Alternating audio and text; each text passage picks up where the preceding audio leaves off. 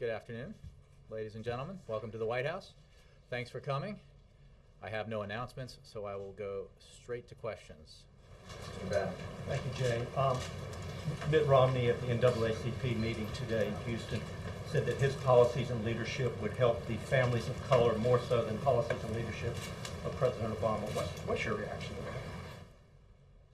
Well, I didn't see the speech. I can simply say that the president's policies from the day he took office have been focused on helping all Americans recover from the worst recession since the Great Depression.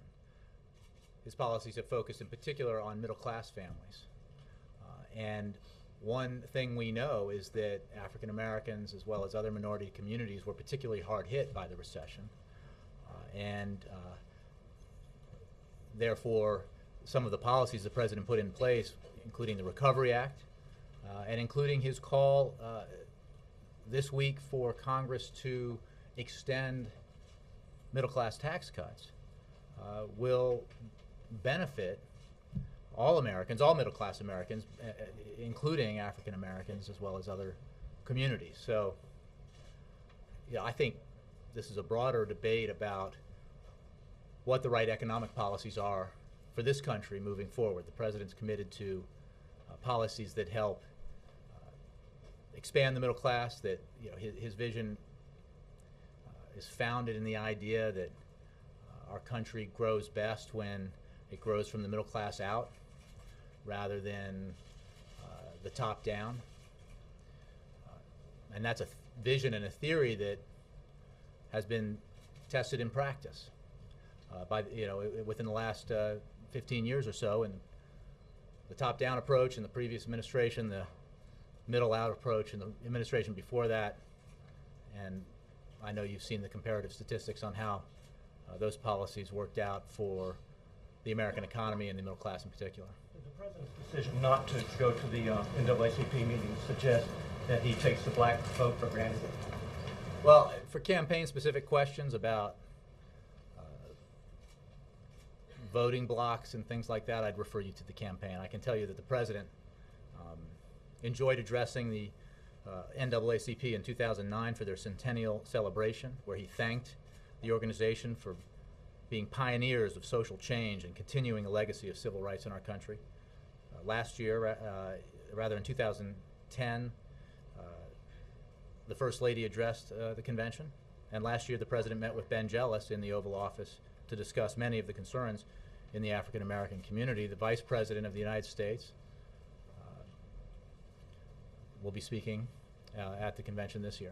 Why did the president decide to skip it this year, given Well, that he can't for control scheduling, He can control his schedule. He's the certainly, president. but again, he's spoken before the organization in the past. He met with Ben Jealous last year. His vice president is speaking this year.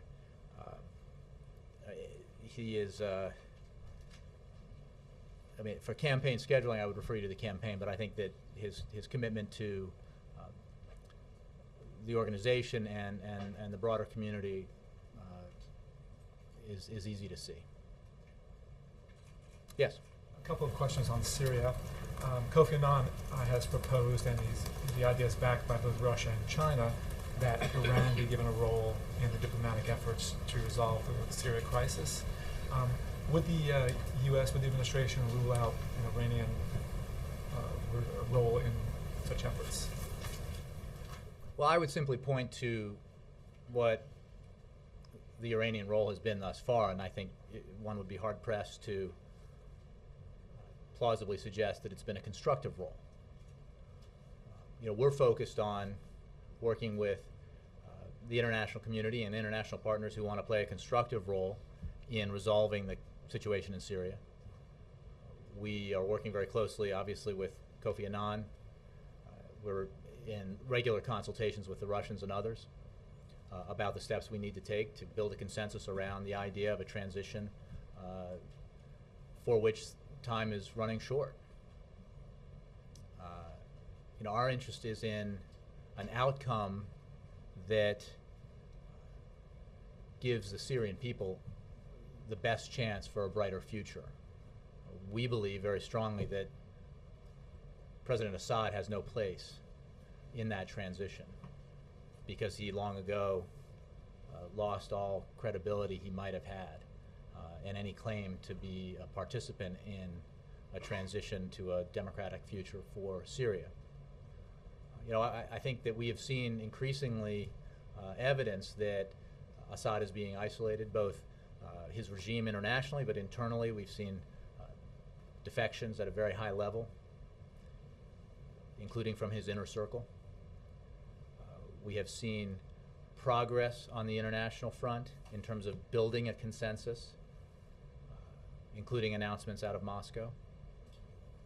And we firmly believe that Syria's future has to be determined by the Syrian people, and it does not have room for President Assad. You're saying that Iran has not been a constructive player so far up to this point. Can they not? Is there not a possibility they could participate in future negotiations, either contact group negotiations, or and to help push the process in the right direction? Well, look, I think countries in the region have interests in the region. I think Iran's role has not been productive or helpful. Our interest is in working with nations that want to see stability in Syria, want to see an end to the bloodshed, want to see a democratic future for the Syrian people.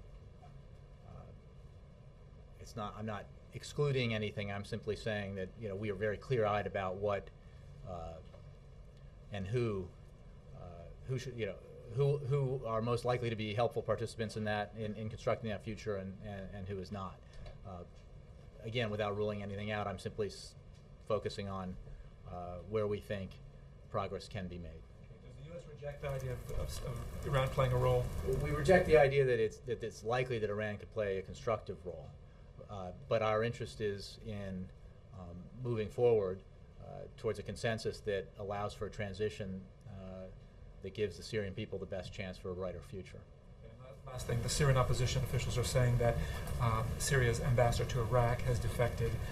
Do you have any confirmation of that? And if so, how significant is it that two major members of Assad's inner circle have gone in 1 week? I don't have confirmation of that. I can tell you that there have been a number of high-level defections in recent days and weeks. And they are simply the tip of the iceberg. There have been many, many defections within the military leadership, within the government, and I think that is an indication of the fact that support for Assad is crumbling internationally and internally. And that's a welcome development. And we have, as you know, called on those around Assad to consider their options here, to see what Assad is doing to his own people, to understand that siding with Assad is allying with a tyrant who will go down in history as such, and that the right choice is to abandon him, to abandon the regime, and support the Syrian people in their pursuit of a better future. Dan. Yesterday, during or after the hearings to repeal health care, there was a lot of colorful language used by lawmakers. One Democrat making the comparison, the obsession by Republicans making the comparison to the Fatal Attraction character Glenn Close. A Republican making the comparison to Boss Hogg. Does the president think this kind of tone is appropriate? Both of those anecdotes are new to me. I would, and I haven't discussed them with. I didn't. We talked about it this morning. On CNN? Yes, we did. Sorry, I was in a meeting. But look, I think the point I would make about this is that the president believes a couple of things. One, the Affordable Care Act was the right thing to do. It has been upheld by the Supreme Court. We are committed to implementing the law, which will bring benefits, has brought benefits to millions of Americans, and will bring benefits to millions more. The fact that the House of Representatives has voted, Republicans have voted for the 33rd time, by my count, to either repeal or defund the Affordable Care Act in a quixotic effort to try to score political points, I think demonstrates exactly what people out in the country loathe about politics in Washington. We do not need to refight the battles of 2 years ago and 3 years ago. We need to take steps to help the American people, the American economy now. You know, casting these votes again and again and again, it's probably on average once every few weeks, does nothing to improve the bottom line for middle-class families, does nothing to send a single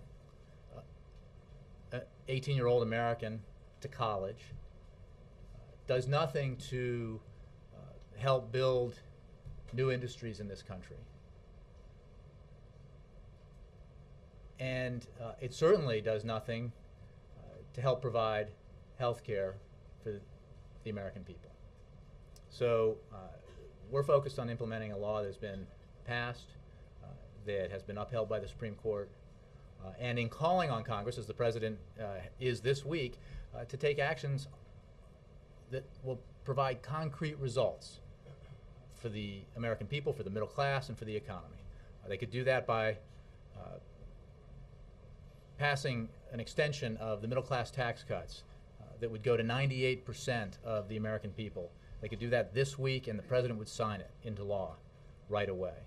They could do it by passing the small business tax credits or tax cuts that the President has put forward as part of his to-do list that the Senate is acting on this week, that would reward small businesses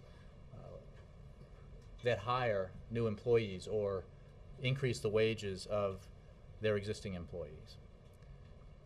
They could do it by passing the unpassed elements of the American Jobs Act that would put, by the estimate of outside economists, 1 million Americans back to work. Everyone seems to agree that the economy is the central issue of our time right now in this country, that we need to help it grow. We need to take measures that help it create more jobs.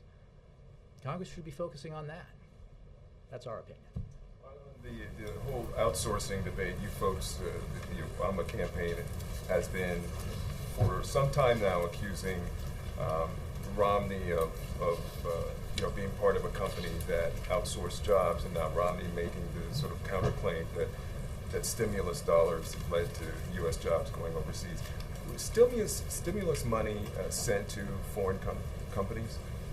Well, look, I think there is an element here. I would refer you for campaign-specific things to the campaign. I think there is an element. Yeah, no, I appreciate the question. That's a policy question, and I'll answer it. There is an element here of, I know you are, but what am I to this charge? But the facts tell a different story.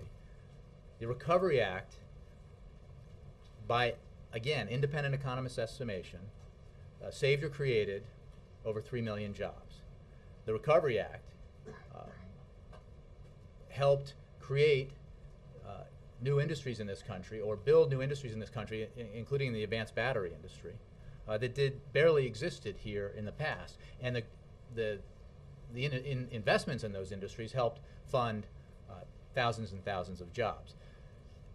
On the insourcing point, making investments that encourage foreign companies to come here and build projects that hire American workers as opposed to doing it overseas, that's a good thing.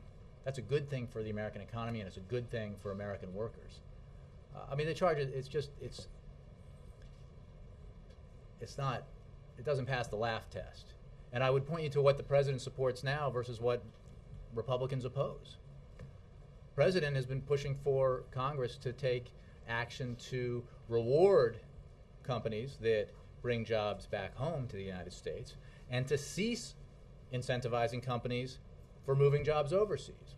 Republicans oppose that. So this President's record on bringing jobs home, creating jobs here in America, I think is pretty clear, and it stands in stark contrast, unfortunately, to the opposition to those measures that we've seen from Republicans in Congress. So you're saying stimulus money did go to foreign companies, but it was to create jobs here domestically? I think in some cases it went to companies that have, like a lot of companies that have operations both overseas and in the United States. The money, and I think there's been some good reporting on this, the funds from the Recovery Act that went to these companies went to operations in the United States that created jobs for American workers here at home. And that was the purpose. And again, if there was the opposition to the Recovery Act, what at the time, I know you were here, there was a broad recognition that we had to do something to stop what was a crisis, the likes of which most of us had never seen economically. We now know that the economy shrank in the fourth quarter of 2008 by nearly 9%. We know that the economy was shedding jobs at a rate of 750,000 to 800,000 per month in January of 2009. Significant action had to be taken. The President took that action with the help of Congress, and the Recovery Act not only saved or created more than 3 million jobs, it helped invest in industries that will do two things. One, continue to create American jobs in the United States, and two, help develop industries in this country, especially in clean energy, that will provide us national security benefits and a competitive edge against China and India and Europe and the rest of the world going into the 21st century. It helped build a foundation for a 21st century economy that will allow us to compete at a level that otherwise we might not have been able to. In the process, though, did it also help boost jobs for some of those companies overseas? Again, no, it did not. Not for, for Americans, not, I think that I would look at the reporting on this. It's pretty clear. Yes, in the back. Thank you, Jay. Two questions. First is on Myanmar.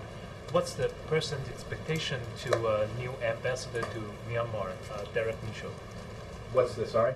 Expectation from the President to the new ambassador to Myanmar. What's his expectation? I think I would refer you to the State Department on a new ambassador. There were actions taken today by the President to ease restrictions to allow U.S. companies to responsibly do business in Burma, as you know.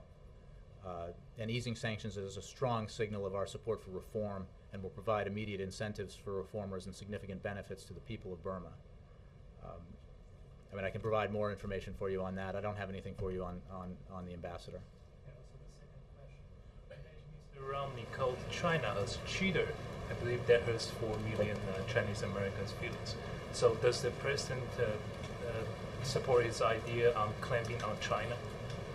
The President's been very clear about his position on the need to take action to ensure that American companies and American workers are able to compete on a level playing field with China and other international competitors.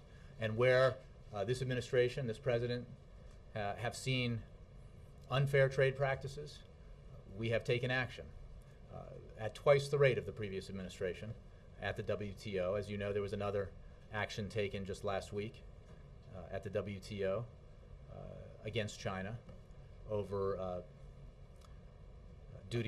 tariffs on American automobiles.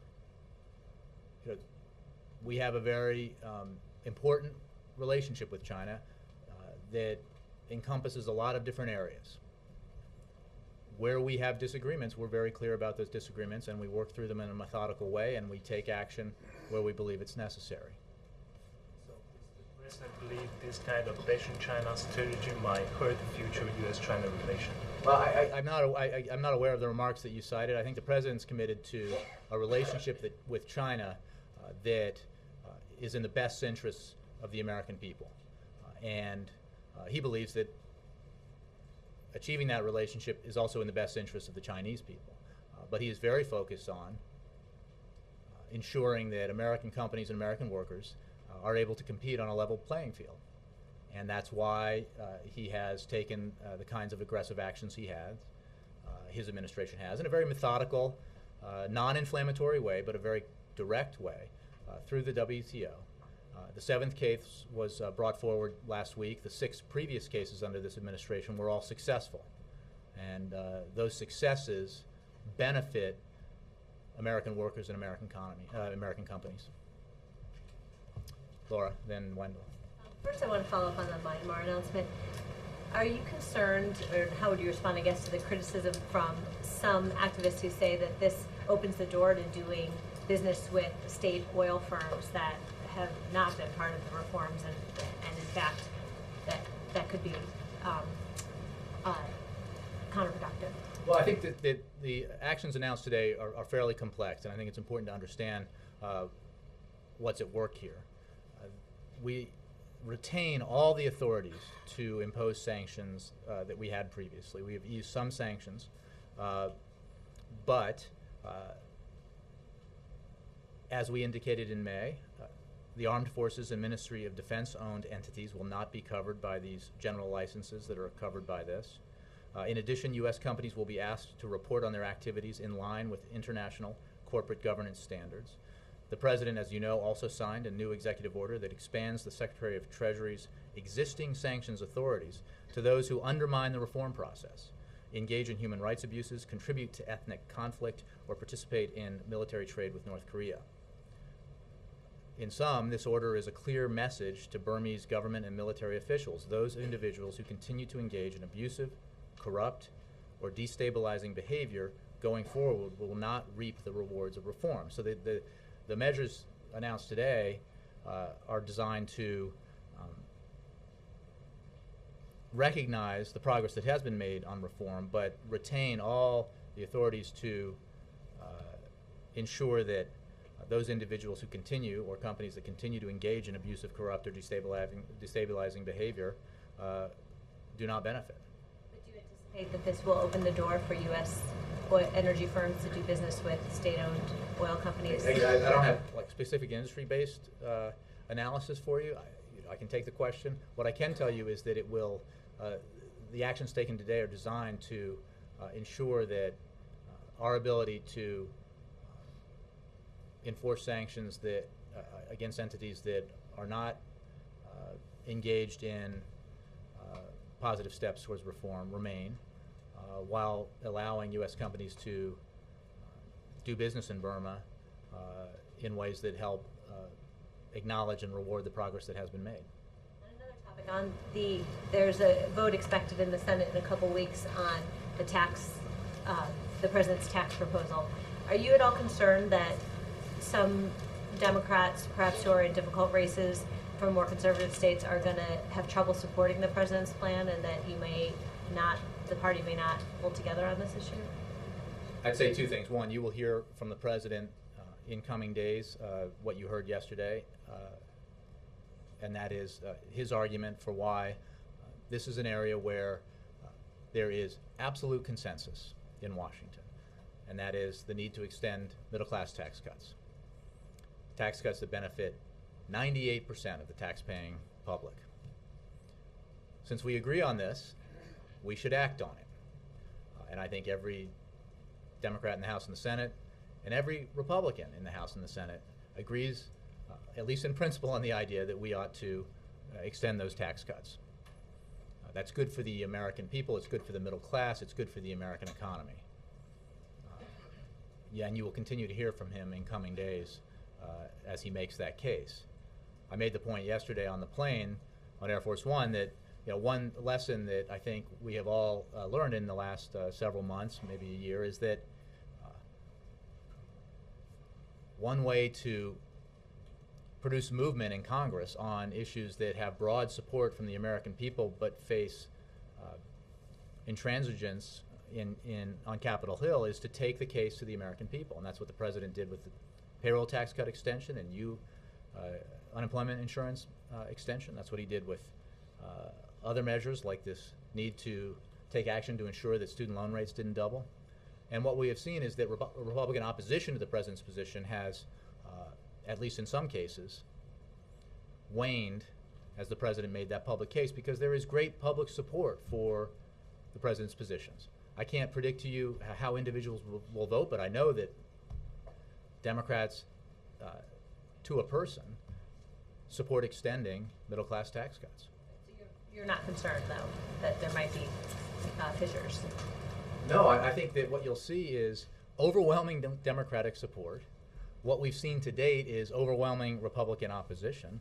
What I hope is a change in that dynamic that produces significant bipartisan support for something that everyone says they agree on. You know, it is. You know, you guys are the analysts now and the observers of the sort of broader political scene, but it does seem to me a difficult argument to make that 98% of Americans should not get a tax cut unless the wealthiest 2% get their tax cut. The wealthiest 2% that has done quite well at a time when the middle class has seen its incomes stagnate or decline. How you make that argument, I mean, I know they'll find some rhetorical devices to make it, but it doesn't seem all that tenable. And one of the, in the past, the refusal to move forward on just extending the middle class tax cuts is born out of, I think, a recognition that there is not broad public support for the idea that the wealthiest Americans, those who make more than $250,000 a year, which is just 2%, need a tax cut at a time when we can't afford it. Middle class, I think everyone recognizes,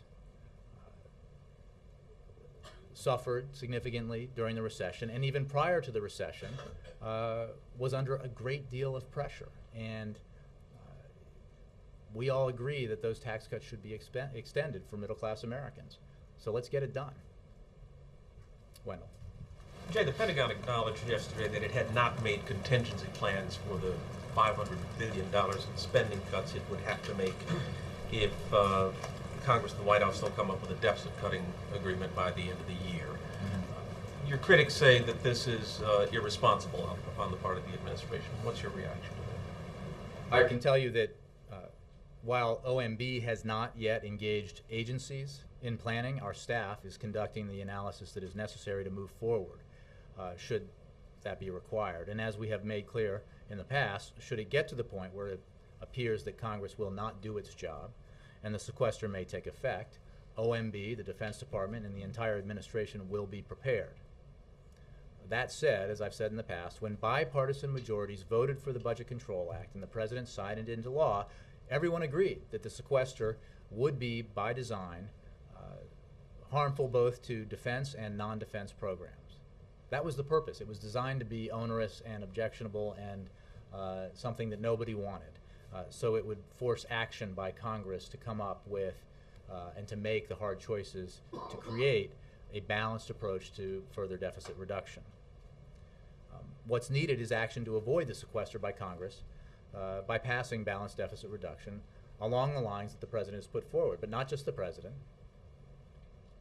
Every bipartisan commission that's looked at it has said that we need a balanced approach. The so-called Gang of Six that was bipartisan said we need a balanced approach. Thus far, the obstacle to passing legislation that embodies that balanced approach has been Republicans in Congress who, I guess, object on principle to the notion that everybody should do their fair share when it comes to getting our medium and long-term deficits and debt under control. And that's again, speaking of, I think, untenable positions, pretty untenable, because the alternative we see it in the budget proposals that have come forward. The alternative to doing it in a way that's balanced is to put all the burden on the middle class, the working poor, on seniors, on families with children with disabilities. I mean, if you take one approach that says, okay, we're not doing revenue, that's off the table. We're not doing defense cuts. In fact, we're going to raise defense spending. What's left? And who carries the burden? The only approach that's appropriate, the one that Simpson-Bowles Commission endorsed, the one that the Rivlin-Domenici Commission endorsed, the one that the Gang of Six endorsed, the one that the President has endorsed, is one that takes all three legs of the stool and says that we need a balanced approach that includes revenues, that includes reforms to our entitlement programs that make them stronger and more financially stable, and one that includes substantial non-defense discretionary spending cuts, as this president has signed into law. Why isn't this president leading that effort? He has led that effort. He has a very detailed proposal before Congress that embodies the principles in detail that I just described. Again, if there is a broad consensus on what path needs to be taken, a broad bipartisan consensus out in the real world on the path that needs to be taken, and then the one contingent here in Washington, says, no, I won't accept a deficit reduction deal that includes $10 in spending cuts for every dollar in revenue, which is just so far outside of the mainstream, it's rather amazing. I think the obstacle is clear, and I think it's incumbent upon all of us to say, wait, step back and say, what is the problem here? What's preventing progress? What has created this stalemate? And it is a refusal to accept the simple premise that everyone needs to do their fair share, that achieving the kind of deficit reduction that's necessary to get our fiscal house in order requires that the burden be shared, and that includes a requirement that the wealthiest among us do not enjoy an extension of tax cuts and do not get trillions of dollars of additional tax cuts when we can't afford them. Do you still believe that this issue will be resolved in time to avoid the sequester? Would you accept, I think Senator Graham is working on a one-year fix for this. Would you accept something like that? Look, I think that there is certainly time. There's no question there's time, because as I've said in the past, all the work that's necessary has been done. We know there's no magic here left in terms of how you make the necessary hard decisions to get the kind of deficit reduction necessary. What is required here is a little will and spine, and that means saying, I know I signed a pledge, but the right thing to do for the broader American economy and the American middle class is to take the balanced approach that everyone supports. And I think that now is the time to come together around that balanced approach and not search for ways to get out of the commitment that Congress made back in August in a bipartisan way, which is to hold their own feet to the fire so that tough decisions were made and balanced deficit reduction was put into place. Mike. A couple things. First, following on Mr. Babington's earlier question about the NAACP, was the president invited, and this is purely a scheduling matter that keeps him from attending this year? I would refer, again, I think this is a campaign issue. I think in terms of the scheduling of it, I don't know the answer. He spoke in 2009. It wasn't a campaign. It wasn't a campaign issue there. I think this is, I think the nominee for the other party spoke, as somebody just mentioned. I don't know. I think you have to ask the campaign. I don't know about invitations and schedules when it relates to the campaign in this case. All right. So following up on Wendell, there's this economic calamity coming, the fiscal cliff, the sequesters, the expiration of the tax cuts, a few other things. Both sides continue to talk past each other. The House vote today that you've already decried, Senator Reid blocked bringing up the president's tax cut proposal in the Senate. You can call it gamesmanship, political posturing, whatever. Both sides talking past each other, but the president's speaking only to Democrats today. Why not get Republicans up here and get the ball? Well, I'd answer that the way I answered it before, which is that if all of us have learned something, I think, valuable in the last several months or close to a year, it's that progress has been made on achieving bipartisan compromises in Congress when the president has taken an issue to the public and made his case to the American people. That was true with the payroll tax cut extension. It was true with the enactment of legislation to prevent student loans from doubling, student loan rates from doubling. It was true with the so-called the Jobs Act and the Stock Act. I mean, these are, I think it's pretty apparent that the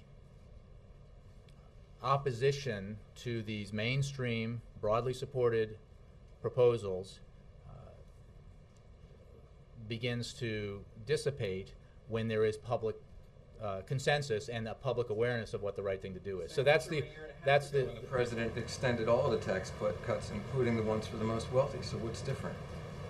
Right. Well, The president had the bully pulpit then. Well, first of all, there are significant differences, and I would remind you that there was a lot to that package, not just the extension of the so-called Bush tax cuts. Secondly, the president's made his position clear. 98% of the American people need to have and should get, and he supports them getting, an extension of tax cuts. And the tax cuts here include not just the Bush tax cuts, but the extension of tax cuts that he put into law in 2009 that benefit the middle class. And were not included in the gimmick vote or proposal today in the Senate, by the way.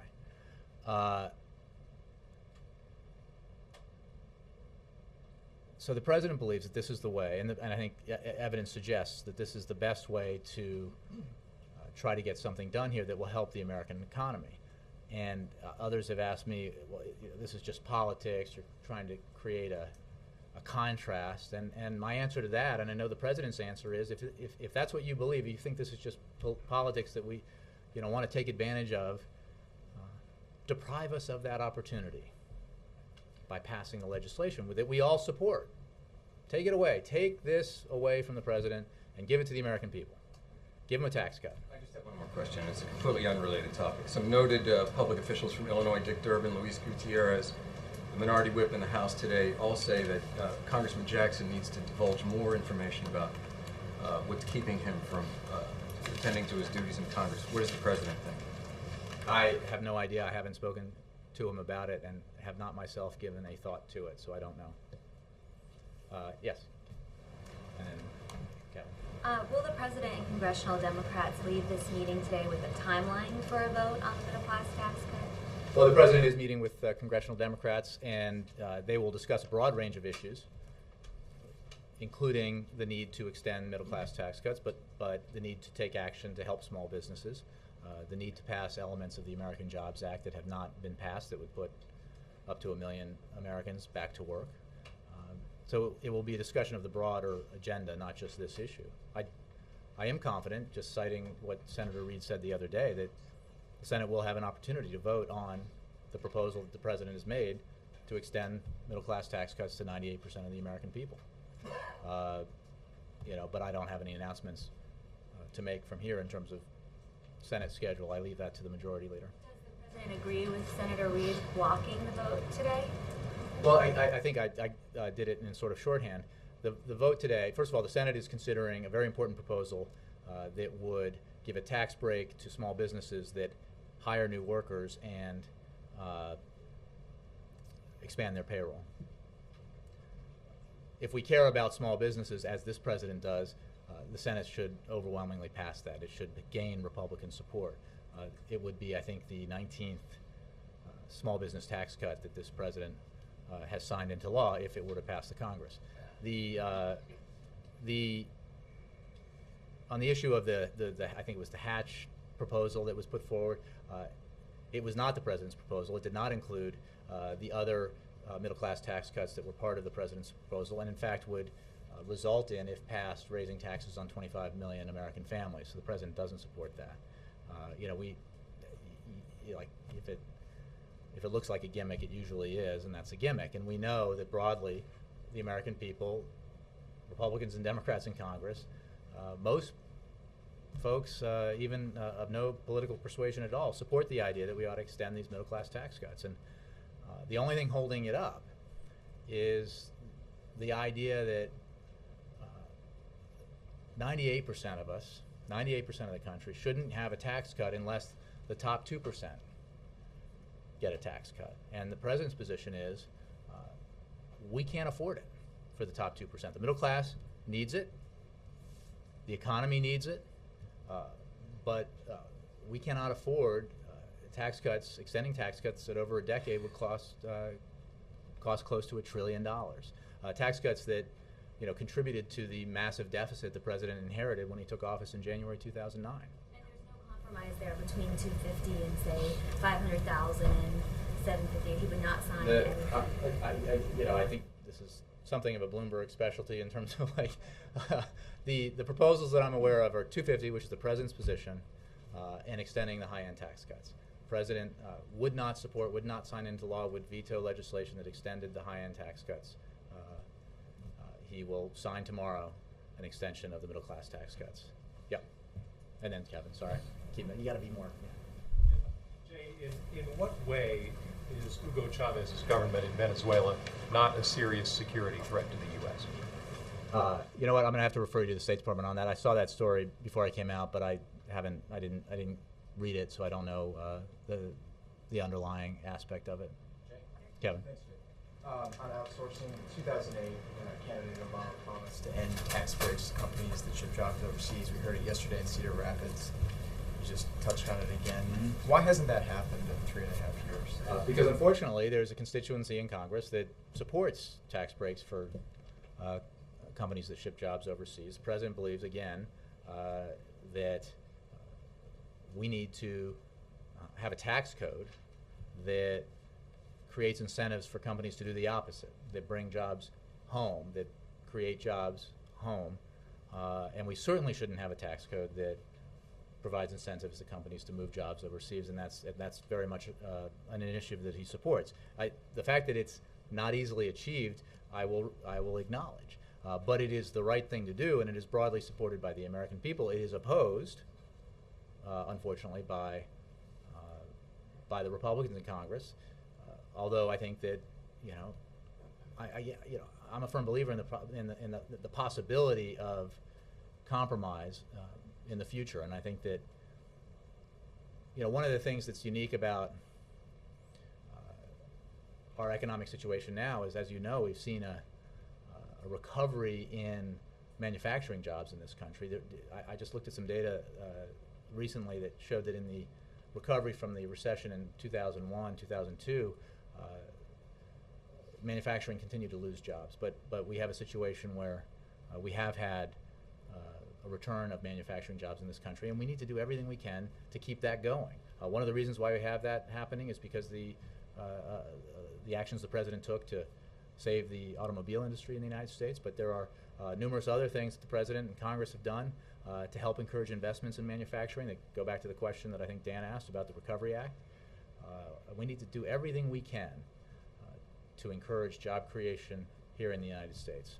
Given the importance of these ending these breaks that the president has been really putting the spotlight on lately, you just said a few minutes ago, Republican opposition waned when he made the case on student loans, on payroll taxes. Did he wait too long on this issue that was such a key part of I think he has always supported this issue, and it would be a wonderful thing if you could get everything that needs to be done in your first month or year. This needs to get done, and that's why you're hearing him argue for it now. And he'll continue to make the case, and it's an important case. I mean, at the very least, we shouldn't be giving tax breaks to companies to take jobs overseas. And certainly the next step is to make sure that we're creating incentives for companies to bring jobs home. I think that's a principle that enjoys broad support. John Christopher.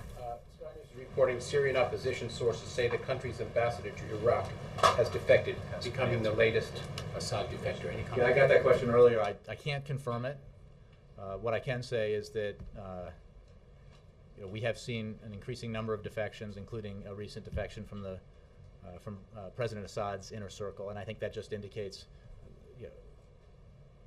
again, the deterioration of Assad's situation in that country, his lack of support, and the recognition around him, both in the government and the military, that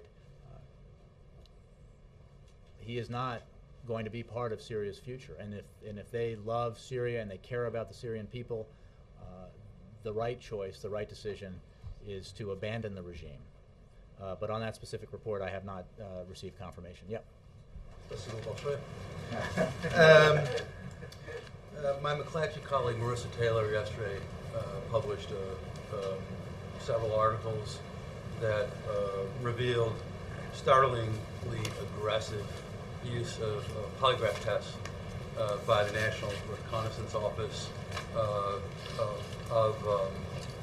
job applicants and employees to try to reveal personal information about these people, even going so far as to award bonuses to the polygraphers who've come up with the most intimate details.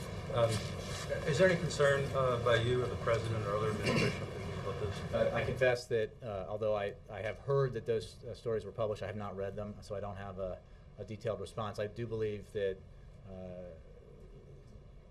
the NRO has responded on the record, and I would point you to those statements. But I don't have more for you on it, and I have not discussed it with the President. Donovan? Sorry, I just don't have anything more for you on it. Donovan? Jay, not to go back to another question. You That's said fine.